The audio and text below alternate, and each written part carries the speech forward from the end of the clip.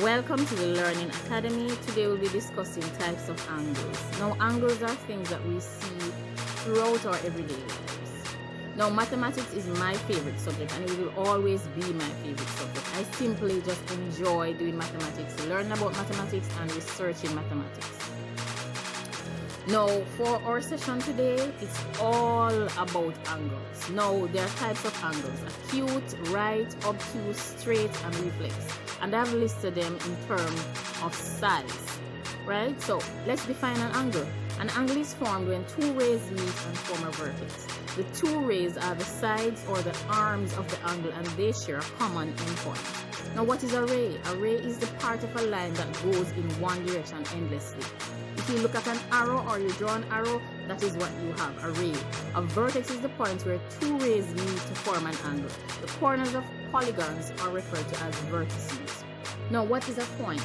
A point is an exact position, place, or location on a plane surface that is marked by a dot or a full stop. A line is a line of points that extends endlessly in two directions.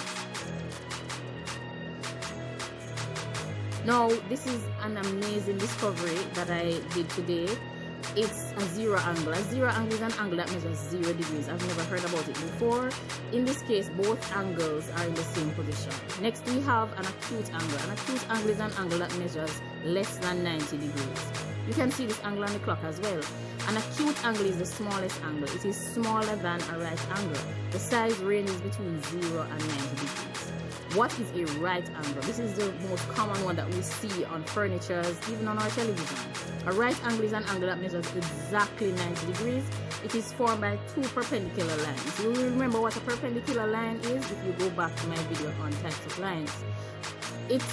A right angle can be seen on squares and rectangles. An obtuse angle is an angle that measures more than 90 degrees, but it is less than 180 degrees. An obtuse angle is a smaller angle, but its size lies between that of a right angle and a straight angle. Now, another angle that is fascinating is a straight angle. This straight angle measures exactly 180 degrees. That is half of a revolution. Basically, a straight angle is a straight line and it represents two right angles. It changes the direction of the point to the opposite way. Now we get to the larger angle, which is the reflex angle. A reflex angle is an angle that measures more than 180 degrees, but less than 360 degrees. A reflex angle is the larger angle, but this angle is a little bit strange because its angle is always represented on the outside of the figure.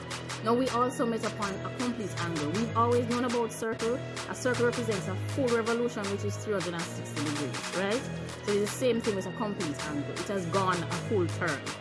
So who uses angles? We know that athletes, architects, engineers, and artists use angles. Now, athletes use angles to improve their performance, while architects use angles to build and design buildings, other infrastructure, or sporting facilities. Now, engineers use angles to build and design roads and other infrastructure as well.